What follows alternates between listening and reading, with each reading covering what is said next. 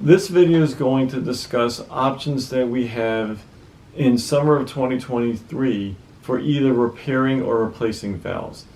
More frequently, cardiologists are entertaining valve repair or replacements through IVs instead of surgically. 20 years ago, the only option when people had a problem with a valve would be medications to try to keep it functioning as long as we could. But when medications didn't work anymore, it would be a surgical procedure. In that procedure, we open up the chest, we go into the heart, open up the heart, and usually cut out the old valve and sew in a new valve. That's still done very frequently today at non-academic institutions. Many of them don't have options for valve repair or replacements that are done non-surgically. Most academic institutions have what's called a valve team, which is a group of physicians that include cardiothoracic surgeons, cardiologists, heart failure specialists, and ancillary personnel that look at each of the patients who need something done to one of the valves. It should never be an individual physician's discretion or decision as to what to do for an individual patient. This is something that is best done with a group of several physicians looking at the patient and gathering data to figure out what would be best and have the group agree on what's best, not just one individual physician. If you're a patient looking at this video and you're not at an academic institution and you have one physician, he says you need your valve replaced, he sends you to a surgeon and does not provide you with options, before you go ahead and have surgery, or vice versa, if you see a cardiologist and the cardiologist says, oh, I can fix this, you don't need to see a surgeon, patients don't want surgery, but sometimes surgery is a better option than putting in a valve through an IV. It's something that should be discussed prior to making a decision. And the more educated a patient is, which is the real purpose of these videos, the better the decision-making process. And the more sound the medical decision is, if more than one person has looked at the patient. Cardiologists started replacing aortic valves through IVs approximately 20 years ago. And what ends up happening is if an aortic valve doesn't open, just like we would put a stent into an artery, we have a valve that's collapsed, we push that valve through the narrowed artery, and a balloon expands that valve open. And when that valve expands open, it's almost like putting a drywall screw in a door. Once you tighten the screw, it pinches across both sides of the drywall. Well, as that balloon expands, the valve leaflets open up, and now you have a normally functioning valve, which actually sits inside the old valve. So we don't cut out the old valve. The old valve is still there, but it sits outside of the newer valve. And the aortic valve is the easiest valve to access through an IV, which is one of the reasons why that was the first valve that we started replacing through IVs. Mitral valves, we started repairing through IVs many years ago.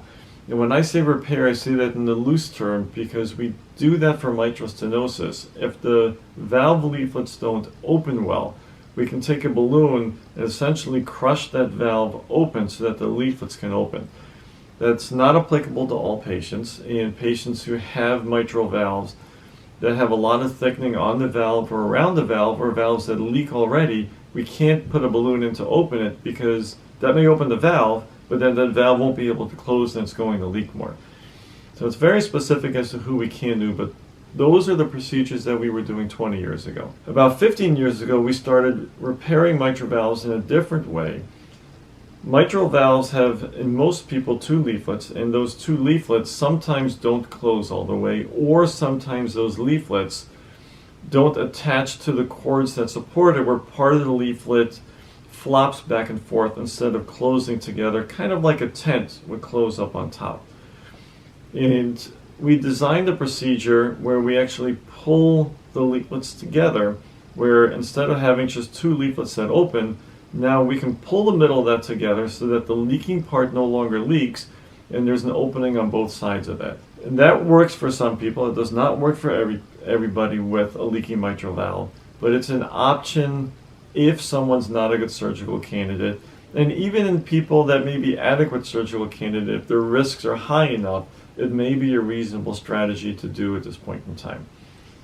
We have newer procedures where we can actually put in a brand new mitral valve in what we call a mitral ring. So surgeons sometimes for leaky valves If they can repair the valve, they prefer to repair it instead of replace it, because the valve tends to last longer if it's a repairable valve by doing that and not replacing it.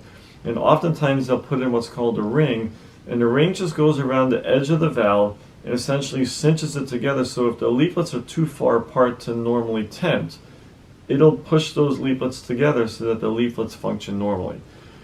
We have procedures now that we can do through an IV where we can put in an anchor or a ring, just like a surgeon would put in, and then we can put in a brand new valve inside that anchor so that they have a new valve, which is, once again, as I said with the aortic valves, that valve is sitting inside the previous valve that was there.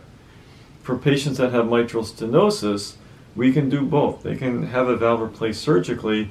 In some of those patients, we can put in a valve where it's just like the aortic valve. It goes in, a balloon expands it open, it expands that old narrowed valve outwards, and then you have a normally functioning valve on the inside. A few years ago, we started doing similar procedures to the tricuspid valve, which is a valve on the right side of the heart, and the right side of the heart pumps to the lungs, the left side of the heart pumps out to the body. But people that have higher pressures in the lungs oftentimes have leaky tricuspid valves. And we started repairing tricuspid valves not by putting in a new valve, but by kind of cinching it together, as I explained, where we grab leaflets from opposite side, pull those leaflets together, we identify where the leaking is coming from, we pull it together, and then instead of having one open valve, you have an opening on either side. And we can put in sometimes what we call a tricuspid clip. We call these clips for short because we're clipping each sides and we pull it together. But the clips, sometimes we put in just one, sometimes we put in 2 or even 3 clips, then pull that area that's leaking together so that that doesn't cause an issue, and then on either sides of that clip is where the valve opens, and that repairs it. We are starting to come up with strategies where we can put rings in the tricuspid valve, which is only in a research setting at this point in time, and probably still 2 to 5 years out before it's going to be in a clinical setting through an IV that's not done surgically. The benefit of doing it through an IV is it tends to be a 24-hour hospital stay or 36 hours. It's a short hospital stay. And that next afternoon, if somebody wants to go for a 1-hour walk, they can go for a 1-hour walk. The downside of surgery is after surgery, patients are typically in the ICU for a day or 2. Then there's a hospital stay, total of anywhere from 2 days to 7 days in most patients. And oftentimes these people need rehab afterwards, especially if they're older, to get their strength back. So there's quite a prolonged recovery time after surgery compared to doing this through an IV. The IV procedures are newer, and some patients are not suitable. And if the team who looks at this says that the valve itself is not suitable for an IV and it should be done surgically, I understand that I deal with this several times a week because I'm one of the people that help replace these valves. We have to explain to patients that their valve, although we may like to and want to put it in through an IV, the patient's outcome as far as what their health is going to be going forward is better with the surgical valve than the valve through an IV. There are different types of valves that we can put in and different types of clips that we can use for these valves. Which clip we use and which type of valve is a discussion which is usually done between whoever's going to be doing the procedure and the patient. The ones that are done through an IV, we usually determine as cardiologists what's best for the patient, and that's based on technically what the valve looks like, the size of the structures around the valve, the size of the ring that's around the valve, and that determines what's best for it. There are many, many types of surgical valves because this is something surgeons have been doing for decades longer than we've been doing this as cardiologists.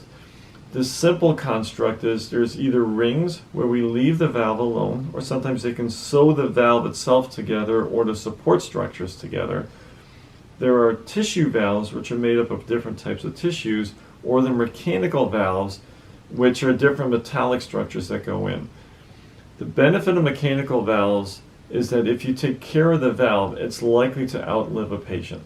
The benefit of a tissue valve is that if that valve fails at some point in time, usually in the future, if that valve needs to be replaced, we can do that through an IV. So if a patient goes through a surgical procedure and gets a tissue valve and the tissue valve fails, they most of the time won't need a repeat surgical procedure when they're 5 years, 10 years, or 15 years older to have the valve replaced again.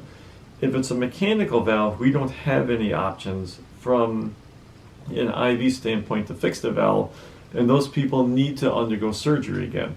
But once again, mechanical valves, if someone takes care of the valve, should outlive the patient and have a much lower likelihood of needing to be replaced at a certain point in time. The most important thing out of this whole video, though, is if your physician is telling you that you need to have a valve replaced, make sure you're at an institution that offers more than one strategy. And if that institution doesn't, it would be a really good idea to get a second opinion at a larger institution that does, where you meet several physicians and they all give you their opinions, discuss it as a group, and come up with what the best strategy is for you. I hope you enjoyed this video. Have a nice afternoon.